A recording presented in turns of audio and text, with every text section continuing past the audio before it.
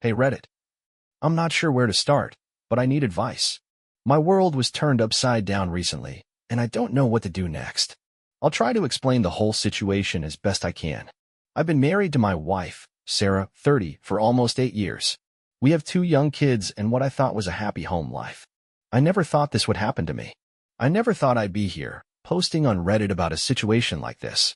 But I found something recently that made me question everything. Sarah's been having an affair with a coworker, and I didn't even know. I found out by accident, and now I don't know what to do with myself. So here's how it went down. I was at home last week, and Sarah was at work. I don't usually snoop around in her things, but for some reason, I was in her office that day, something about the way she had left a stack of papers out on the desk, and I figured I should put them away. I was organizing her desk drawer when I noticed an envelope tucked into the back, hidden behind a stack of paperwork. At first, I wasn't going to open it, thinking it might be something personal or sensitive. But curiosity got the best of me, and I opened the envelope. Inside, I found a series of handwritten love letters. I thought I was seeing things. The handwriting wasn't Sarah's, and the letters were filled with intimate thoughts, expressions of love, and plans to meet outside of work hours. I was in shock. The letters were clearly from someone else, someone she had been seeing. The first letter I pulled out started with, "I can't wait to see you again tonight. Every moment without you feels like forever." I immediately felt like I couldn't breathe. It was a moment where time just froze. I didn't know what to do or how to react. The last few months of my life suddenly felt like a lie. I had no idea who this person was, but I knew it wasn't just some passing fling. These letters felt deep, passionate, and heartfelt. The first thing I did was sit down on the couch and read through every letter. The more I read, the more I could feel the weight of the betrayal. This wasn't just a one-time thing. The letters had been exchanged over several weeks, and I could tell this affair had been going on for some time. The most heartbreaking part? There was a mention of work functions, meetings, business trips, and secret dates they'd had after work. Sarah had always been busy with work lately, but I never thought anything of it. She'd made the usual excuses, long hours, deadlines, you know the drill. But now, reading these letters, I realized that she was making up those excuses to cover up time spent with someone else. I looked at the name signed at the bottom of the letters, David. It was a name I didn't recognize. I immediately knew I had to confront her. But how? I wasn't sure if I was ready to face the reality of it all. The idea that Sarah, my wife, was not only hiding something but also involved in a full-blown affair felt like it was too much to handle. For hours, I just sat there, staring at the letters. I couldn't focus on anything else. My mind was racing. I kept replaying the last few months, trying to find signs that I had missed. The late nights, the sudden phone calls, her being overly protective of her phone. I had noticed some of these things, but I had brushed them off. I couldn't believe I had been so blind. How had I let this happen? I couldn't keep it together. I was angry, devastated, and in complete disbelief. This wasn't how I thought my life was going to turn out. My mind kept flashing back to moments I thought were happy, the birthday dinners, family outings, times I thought we were growing closer. Now, all I could think about was how much of it had been a lie. I knew I couldn't keep the secret to myself. I had to confront her, but I didn't know how to even start the conversation. I could feel the knot in my stomach grow tighter as the hours ticked by. I felt like I was on the edge of a cliff, and I wasn't sure if I was going to fall off or find the strength to pull myself back. I'm not sure what to do next. I'm devastated, but I also don't know how to handle this confrontation. I don't want to blow up the family, but I also can't just keep pretending everything is fine. I want answers. I want to know the truth. But most of all, I want to know if this is something that can be fixed, or if this is the end of everything we've worked for. I'm struggling with so many emotions. Part of me feels betrayed and angry, while another part is still holding on to the person I thought Sarah was. I've been thinking a lot about our kids and what this will mean for them. I don't want to make decisions in haste, but I also don't want to waste time pretending I don't know what's going on. Reddit, what do I do now? How do I confront her about this without letting everything fall apart? Can a marriage survive something like this, or should I just walk away? I spent the entire night tossing and turning. I barely slept, and every time I closed my eyes, I saw the letters again, the words, the promises, the secret world that had been going on behind my back. I felt like my world was collapsing around me, and I didn't know how to stop it. By morning, I knew I couldn't put off confronting Sarah any longer. But how do you confront someone you love about something so painful? How do you face the person you thought you knew and tell them that you know they've been lying to you for months? I didn't have an answer, but I knew I couldn't keep this inside.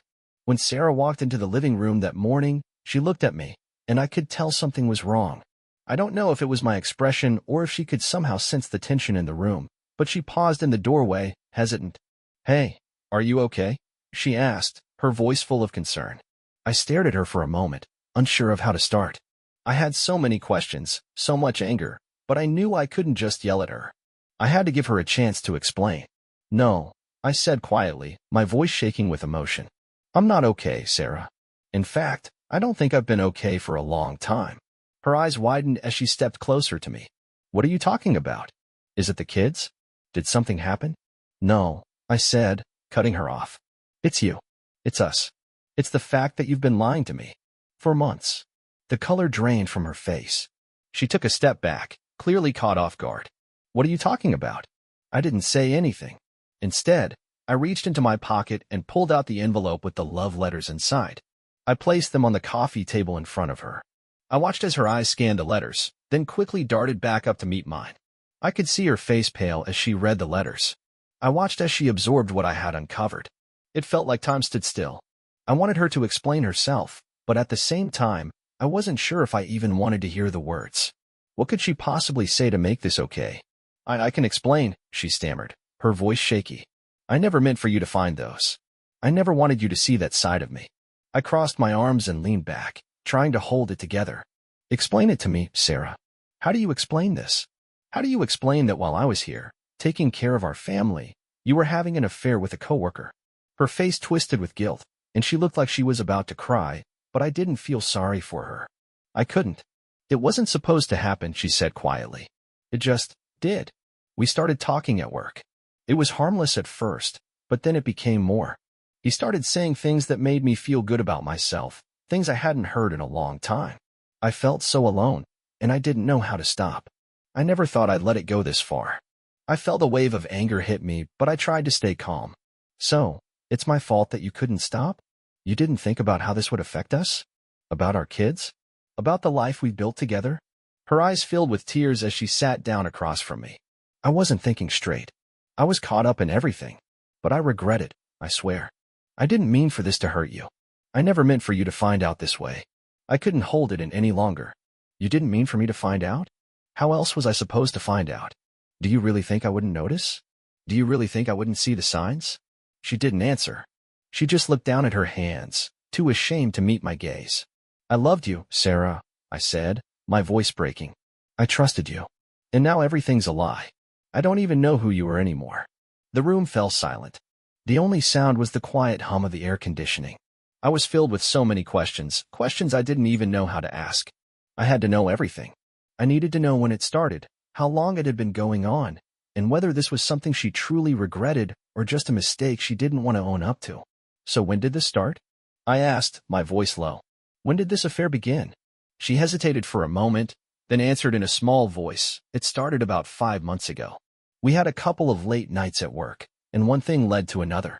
I never thought it would turn into this. But once it started, it felt like I couldn't stop. He told me he understood me, that he could offer me something I wasn't getting at home. I know it's not an excuse, but that's the truth." I nodded, trying to process what she was saying. "So, you were looking for something that I couldn't give you? Was I really that bad?" "No," she said quickly, shaking her head. "You're not bad. You're a good husband. But I've been feeling lonely. You've been working long hours, and I just didn't know how to ask for more. I didn't know how to tell you that I was unhappy. I could feel my chest tighten. And you thought this was the way to fix it? By betraying me, by lying to me." "I don't know what I was thinking," she whispered. "I was selfish, and I hurt you more than I can explain. I don't expect you to forgive me, but I'm asking for a chance to make things right. I'll do anything." I sat there, staring at her, unsure of what to say next. I didn't know if I was ready to make any decisions. Could I forgive her? Could I trust her again? I had no idea. "I don't know what I'm supposed to do now," I finally said.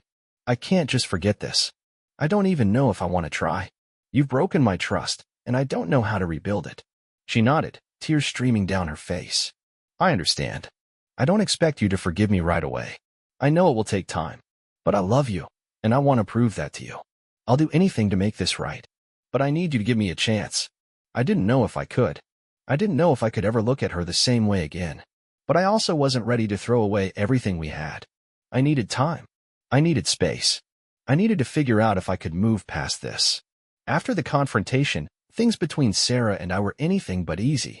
The air between us was thick with unresolved tension, and even though we spent the next few days talking, it felt like we were stuck in a loop. Every time we tried to make progress, we'd hit a wall, her guilt, my anger, my constant questioning. It was draining. Neither of us knew exactly how to fix it. After several days of barely speaking, I realized that I couldn't keep living like this. The emotional distance was suffocating me, and I needed to know if we had any chance of moving forward, or if I was just holding on to something that was already gone.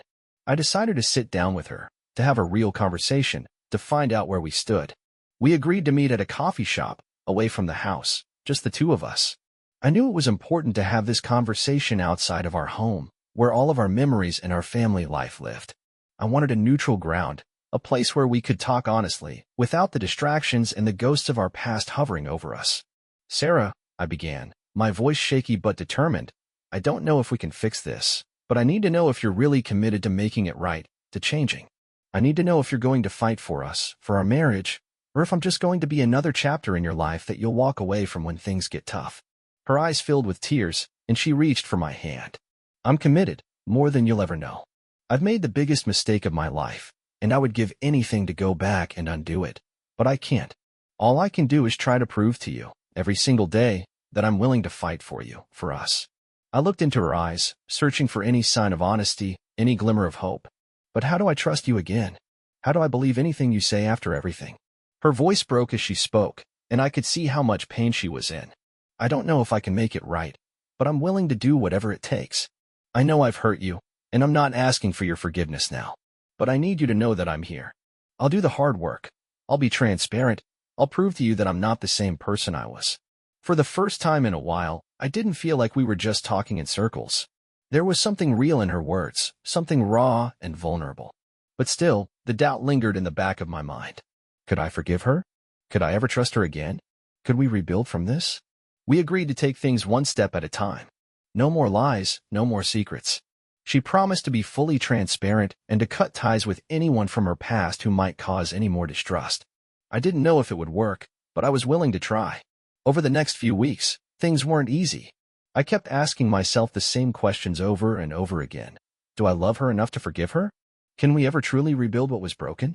Sarah was doing everything she said she would. She was more open about her day. Her phone was always available, and she made more effort to show affection and emotional support. But the scars were there, and they weren't fading as quickly as I had hoped. Every time we had an intimate moment, I couldn't shake the feeling that it wasn't fully real. My mind kept going back to the affair, the betrayal. The most difficult part was trying to keep the family dynamic normal for our kids. They were still young, and I didn't want them to feel the strain in our relationship. But at the same time, I didn't know how to put on a mask and act like everything was okay when it wasn't. Sarah and I had a few heated discussions about our relationship, about whether we were pretending for the kids or if we were actually trying to make progress. One night, after the kids had gone to bed, I broke down. I had been holding everything inside, trying to stay strong for them, trying to act like I had it together. But the pain was overwhelming. I don't know how to do this, I confessed, my voice cracking. I don't know how to move forward with you when I'm still so angry and hurt. I don't know if I can trust you again. It feels like everything has changed. Sarah sat down next to me, her hand on mine. I know it's hard, and I know I'm the one who caused all of this. But I'm not asking for everything to be fixed overnight. I just need you to know that I'm doing the work. I'm doing it for us.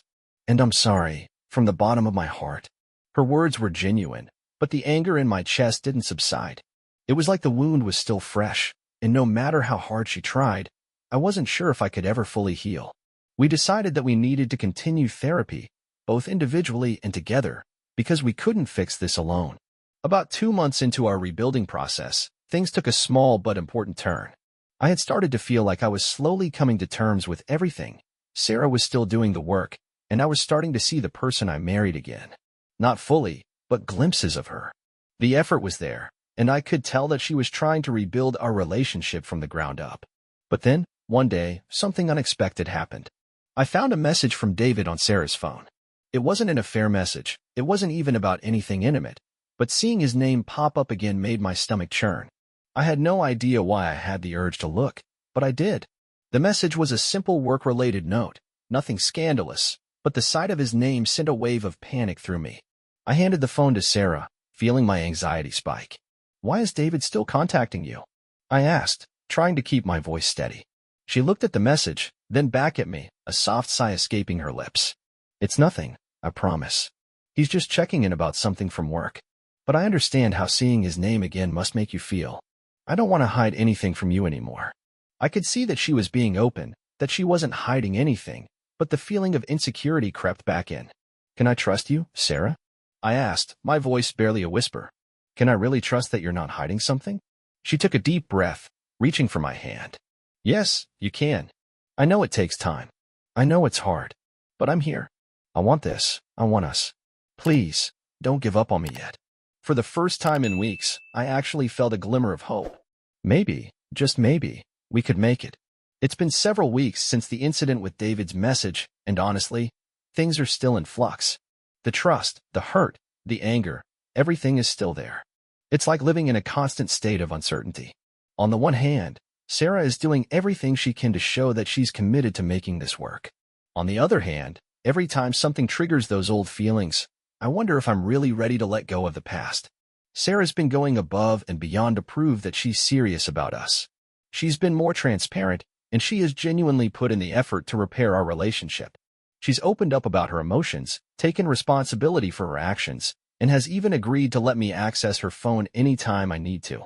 At first, I was hesitant to take advantage of that, but as time passed, I realized that this was part of the process for me. I need to feel secure again. It's not about controlling her. It's about me rebuilding the trust that has been broken. But even though she's showing signs of change, there are days when I still feel that pang of doubt. What if it's too late? What if things can't go back to the way they were? What if she slips again? The truth is, I don't know if we'll ever get back to that place of complete trust, and that uncertainty hangs over me every day. One evening, after a therapy session, Sarah and I were sitting on the couch, and I decided I couldn't keep holding all of this in. We needed to have a heart-to-heart.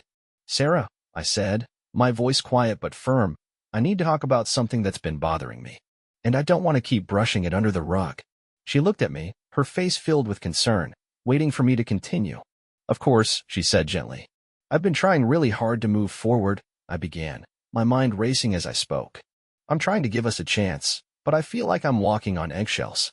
Every time I think we're getting somewhere, there's this voice in my head that reminds me of the past. It's hard to explain, but it's like this constant fear that I'll never fully trust you again." Her eyes softened, and she reached for my hand. "I know I've messed up, and I know it's not easy for you. But I'm here. I'm trying to show you that I'm committed to us. I don't want you to feel like you're walking on eggshells. I want to rebuild that trust, even if it takes time. I want to be the partner you deserve." "Then tell me what I need to do to feel safe again," I said, my voice raw. "Because right now, I feel like I'm drowning in doubt. I want to believe you. I want to trust you. But it's so hard." She looked at me with a mix of sorrow and determination. "I'll keep being open with you. I'll keep doing the work, and I'll be patient while you heal. I can't undo the past, but I can make sure that my actions moving forward are ones you can trust. And I'll never give you a reason to doubt me again." There was something in her eyes, something sincere, something I hadn't seen in a long time. It made me pause. Maybe there was hope after all. A few days after that conversation, Sarah did something that took me by surprise. She wrote me a letter, something I hadn't expected. In it, she expressed her deep regret for what she had done, how sorry she was for the pain she caused, and how much she wanted to make things right. But what struck me the most was that she wrote about the things she had learned about herself during this process, the things she had taken for granted in our marriage, and the way she was going to be more present and open with me moving forward. I read the letter several times, and something about it hit me. It wasn't just a sorry letter. It was a deep, reflective message about her own personal growth.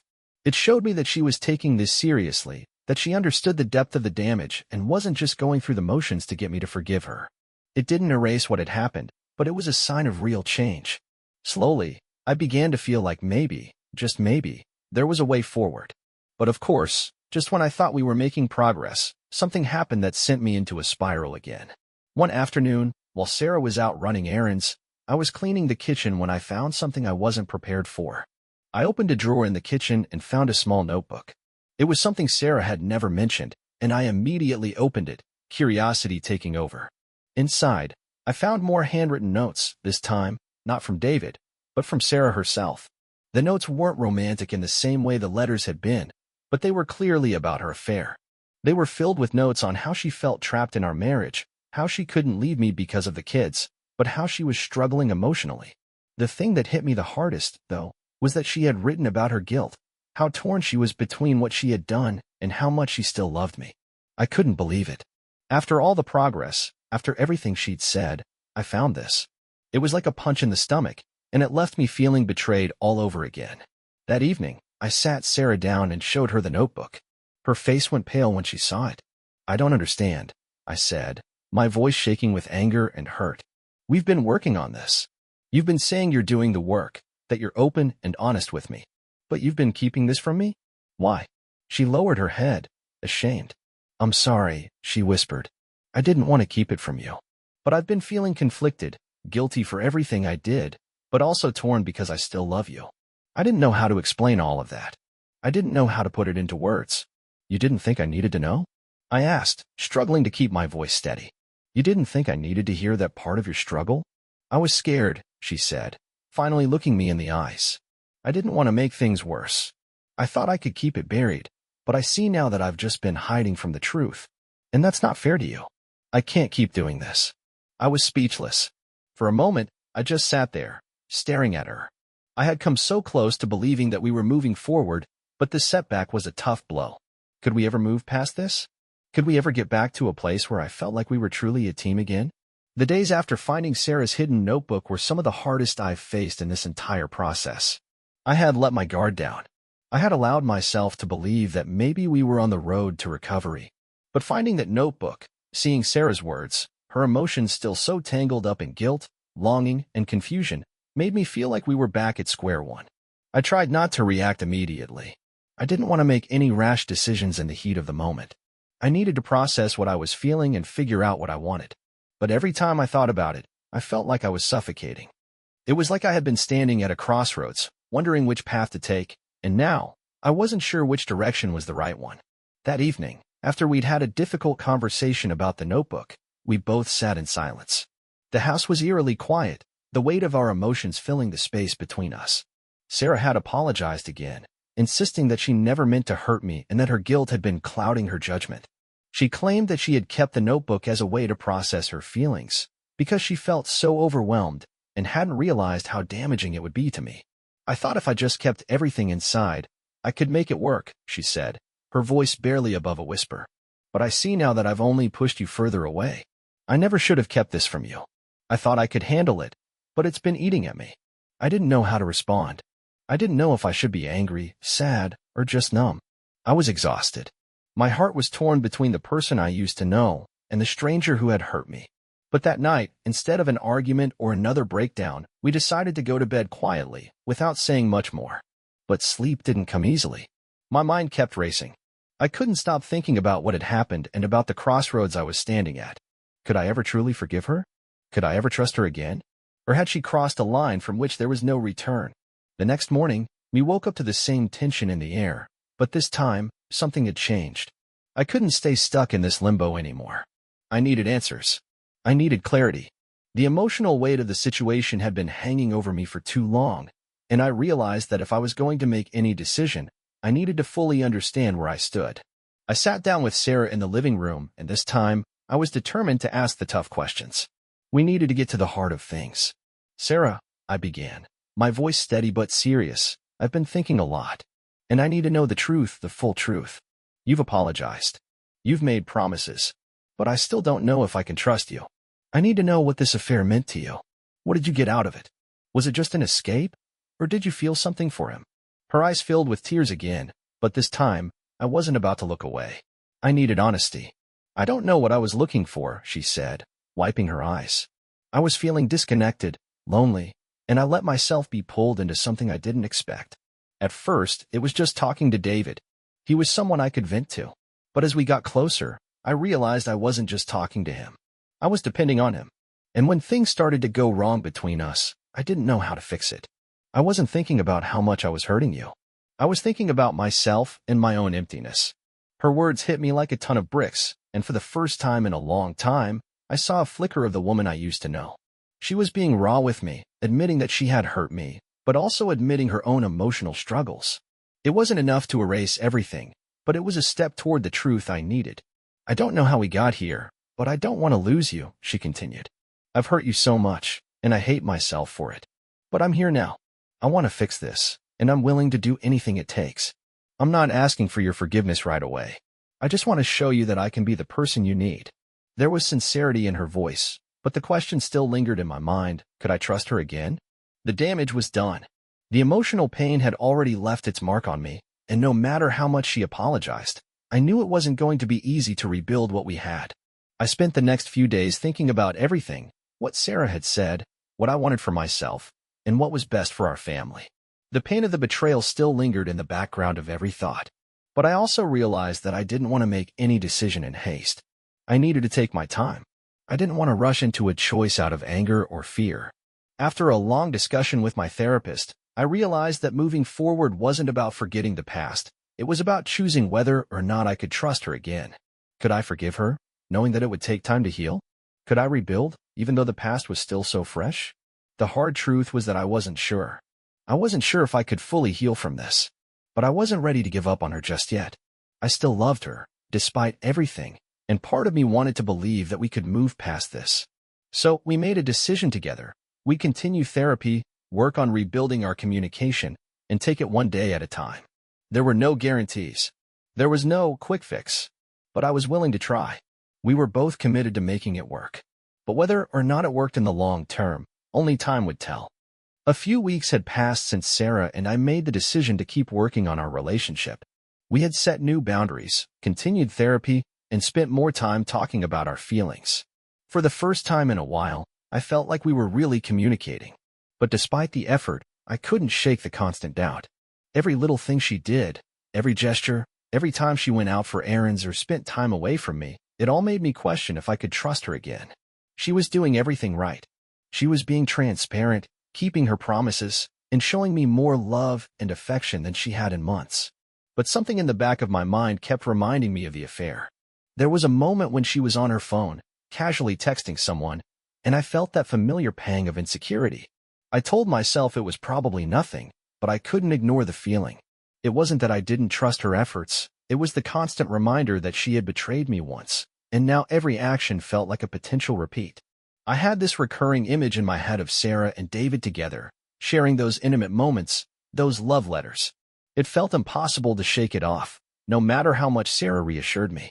I had moments where I felt like maybe we were moving in the right direction, but then there were other moments when the hurt would resurface, stronger than before. I couldn't tell if I was holding on to the hope of a future with her, or if I was just desperately clinging to a relationship that had already been broken beyond repair. I needed to face the reality of whether I was capable of moving forward with her. And yet, every time I thought about it, I wasn't sure I could. One evening, about a month after we had made our decision to rebuild, something unexpected happened. I had been out running errands, and when I returned, Sarah was in the kitchen, preparing dinner for us. For the first time in a long while, she seemed genuinely happy, and the sight of her making an effort for our family, for us, brought a sense of warmth. But as I walked into the kitchen, she didn't see me immediately. I heard her talking to herself quietly. At first, I thought I was hearing things, but then she said something that stopped me in my tracks. "I love him," she whispered. "I don't know if I can ever make this right, but I love him." I froze, heart pounding. I couldn't believe what I was hearing. Was she talking about me? Or was she still holding on to feelings for David? I stepped into the kitchen, and she turned around, immediately realizing I had overheard her. Her face turned pale, and she rushed to explain. "It's not what you think. I was just talking about how much I love you, how much I'm trying to fix this." "I'm sorry, I didn't mean for you to hear that." I stood there, trying to process everything. "Then why did you say that? You've been telling me you love me, but now I hear you talking about him like that. What does that mean?" Her face crumbled, and she burst into tears. "It's not about him anymore," she said through sobs. "It's about us. I love you, and I'm doing everything I can to prove that. But I know I've hurt you, and I don't know if I'll ever be able to make up for what I did." For the first time in a long while, I saw the raw vulnerability in Sarah's eyes. This wasn't the same woman who had lied to me. She was being honest. She was struggling, and she was trying. "I'm sorry for everything," she said, wiping her tears away. I've been selfish, and I can't take back the things I've done. But I'll fight for this, for us. I don't know what else to say, but I'll keep trying. I felt something in my chest loosen. Her honesty, her willingness to face the situation head-on, was something I hadn't seen before. It wasn't going to erase the pain, but maybe, just maybe, there was a way forward. We had been through hell, but this was the first time in a long while that I felt like there was still hope. The next few weeks were a mix of difficult moments and small victories. Sarah and I were still in therapy, and I could tell that she was committed to doing the work. But even though I saw her efforts, the doubt still lingered in my mind. There were days when I couldn't shake the image of her with David, and there were other days when I felt like we were truly healing. But what really stood out to me during this time was the fact that Sarah was no longer hiding. She wasn't holding anything back, and that transparency, that honesty, was helping me trust her again, little by little. One evening, after dinner, we sat down with our kids to watch a movie. It was a normal family night, nothing extraordinary, but for the first time in a long time, I felt a glimmer of hope. I looked over at Sarah, and for the first time, I didn't feel the weight of the past bearing down on me. There were still scars, and there were still days filled with doubt, but I can see that we were working through it together. That night, I realized that healing wasn't a one-time decision, it was a journey. We were both doing the hard work to rebuild, not just our marriage, but our individual selves. I didn't know where this journey would take us, but for the first time in a long while, I felt like I wasn't walking it alone. Sarah was beside me, doing everything she could to regain my trust. And for the first time, I believed her.